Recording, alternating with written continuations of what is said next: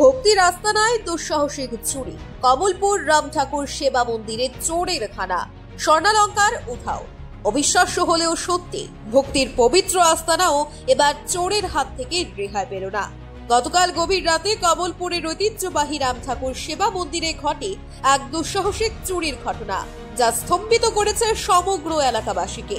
Police সূত্রে জানা যায়, গভীর রাতে চোরেরা মন্দিরের তালা ভেঙে ভেতরে প্রবেশ করে প্রথমে তারা প্রণামী বাক্সের তালা ভেঙে নগদ অর্থ নিয়ে যায়। এরপর ঠাকুরের বিগ্রহের মাথা থেকে খুলে নিয়ে যায় প্রায় লক্ষাধিক টাকার স্বর্ণালঙ্কার।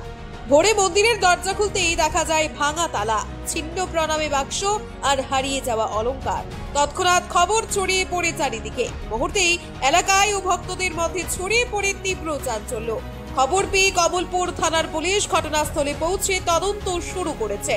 ভক্তদের দাবি, যেভাবেই হোক দ্রুত ধরা হোক এই পবিত্র স্থান কলুষিত করা দুঃসাহসী চোরেরা এবং ফিরিয়ে আনা হোক ঠাকুরের স্বর্ণালঙ্কার। কিছুদিন যাবত দেখতেছি রাম ঠাকুর আশ্রমের চুরির একটা প্রবণতা, চুরির একটা হিড়িক বেশ কিছুদিন যাবত চলছে। গত 5 তারিখও রাম ঠাকুর আশ্রমে মন্দিরের তালা ভাঙ্গা, পুরোহিতের ঘর ভাঙ্গা, বেশ কিছু টাকা পয়সা নিয়ে গেছে, প্রণামী বাক্স ভাঙছে।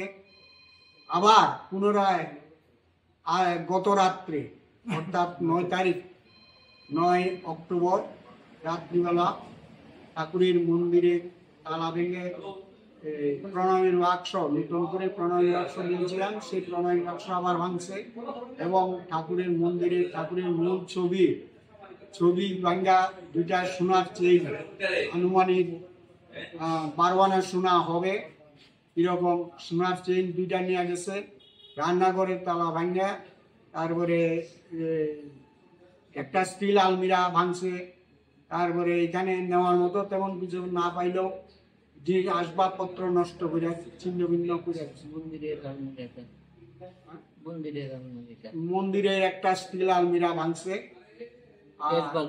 ক্যাশ বাক্স ভাঙছে। এইভাবে মানে প্রচুর টাকা ক্ষতি করে গেছে। আনুমানিক সোনার চেইন নিয়ে প্রায় 70-80 হাজার টাকার মতো ক্ষতি হয়েছে। বেশি আরো বেশি হইতে পারে। চুরি কারা করছে কি বোঝা গেছে?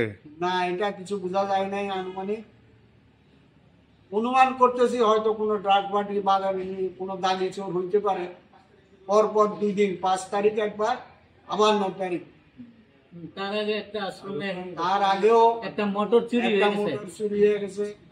অথচ আমরা এই প্রশাসনের ভূমিকায় চিন্তিত, আমরা কোনো নিরাপত্তা বোধ করতে পারতেছি না।